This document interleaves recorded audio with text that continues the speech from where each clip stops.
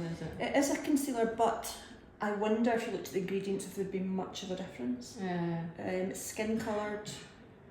Because we were talking about the skin of the eye, Mm-hmm. around the eye is actually paper thin, and so you can see all the sort of irregularities, redness, and little vessels. So I suppose that's It takes that all away as well.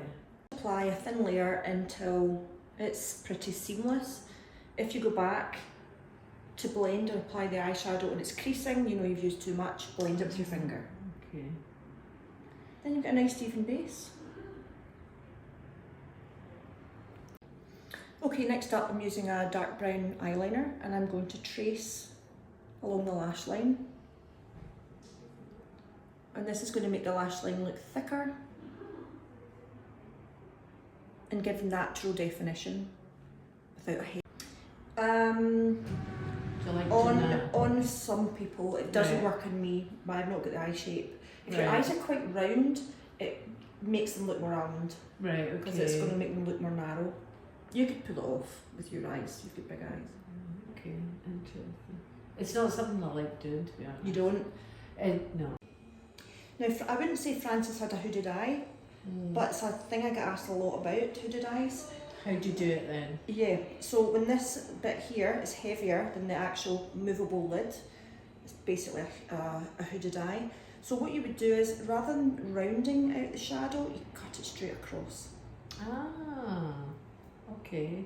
It's basically like a straight line, and you'll just see the hood disappear. Position. Always put that on first. How many colours would you regularly use in the eye? Because I always think, is it 2 or 3 or? 2 or 3, but one thing I will say is if you're going out in the evening, you're not seeing a lot of colour. What you do see is definition, highlight and shade. So you could spend ages applying 3 different colours and blending them beautifully together. You're not really going to see them. Right, okay, because it's going to be subtle. Yeah, so you're thinking more about your highlighter, your eyeliner, your mascara. Right, okay. So I've basically just applied a straight line of shadow across her lid. And in a hooded eye, you would really see the difference that would make. Okay. So I'm taking a darker colour now, a darker shade, and we're going to add some definition to the outer corner of the eye. And this makes a massive difference for evening.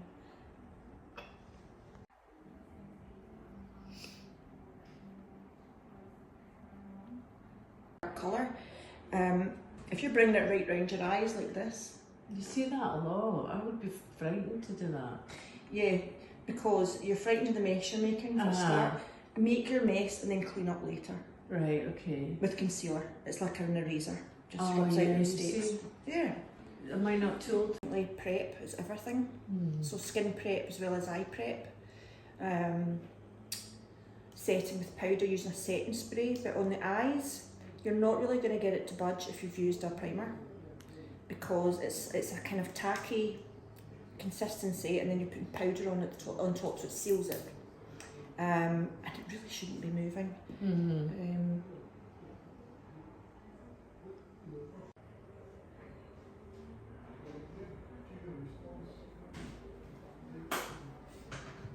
Frances's brows, although they're pretty great.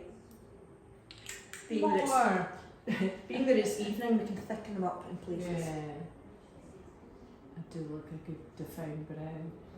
Sometimes when folk are in, I'll say my work here is done, but you really need to get your brows done, because it really just finishes everything off, frames the eyes. For sure. Doing the lashes, just brings it all together. So earlier on you saw Sharon do a day look for Frances. Now changing that into an evening look just means slightly different placement of products. For instance, the blusher, moved it from the cheek, the apples of the cheeks, to higher into the cheekbones, which gives more definition and lift. With some highlighter in the highest part of the cheek, we've given more definition to the eyes, especially the outer corners, and cut it straight along, which is really, really good if you've got any hooding in the eyes. We've defined the eyebrows, again to define the lift, and highlighted underneath. and brought the liner right round Frances' eyes to give her a nice smoky effect. The colours I've used is really to enhance her eye colour, and we finished with Pillow Talk lipstick. Thank you. Before and after.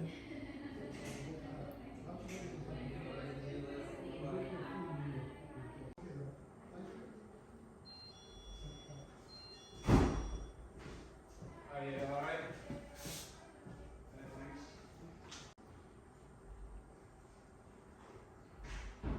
You see people. And the other side.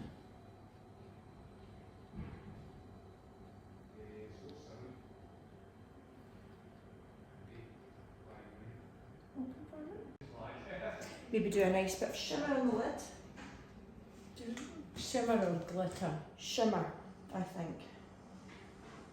You can still do glitter, but it's where you put it again. Alright, So we okay. just put it on, just on the lid. Alright, okay. Sort of more than inner. Yeah, Sort of because like- we're great for a wee pop of light. Brows a little bit more arched, Exactly. I guess. Although, you do see some folk wanting flatter brows. Do you find that more horizontal? Yeah, definitely. Some look.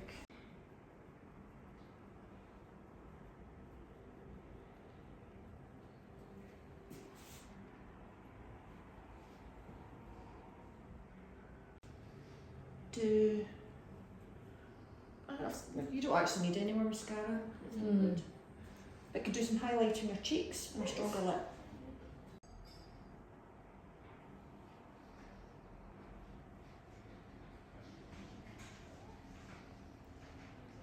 So these products are just more pigmented than the daytime look pigments. They're much softer. You've got much more reflection. Alright, okay. Bounce more light then.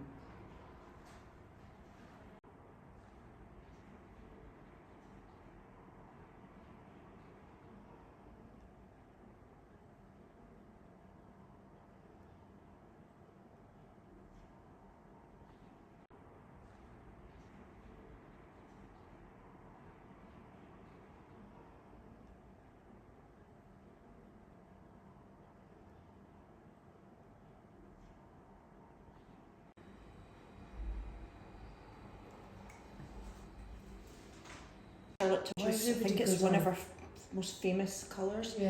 It's because it's a neutral that suits everybody and a hint of warmth and coolness, so it just seems to adapt to whatever skin tone I'm working with. Wow, I've heard of it.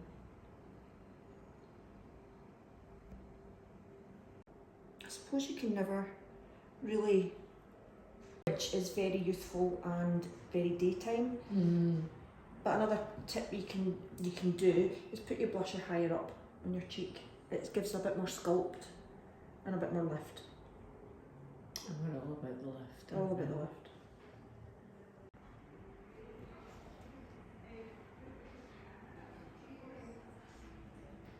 In your 20s you're starting at the apples, and then your apples are coming down. Yeah, it's So you're creeping up the cheeks to keep the lift.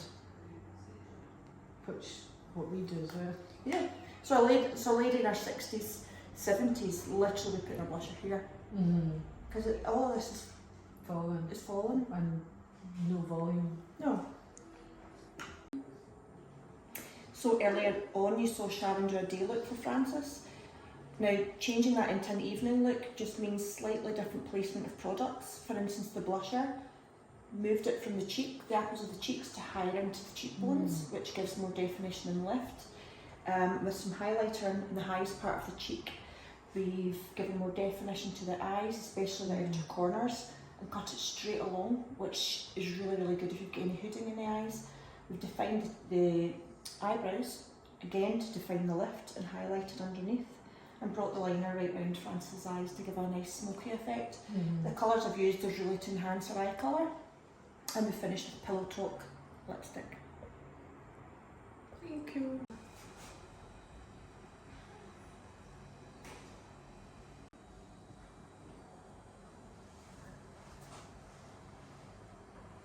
Beautiful.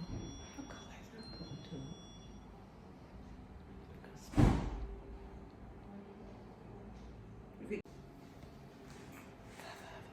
Are you alright?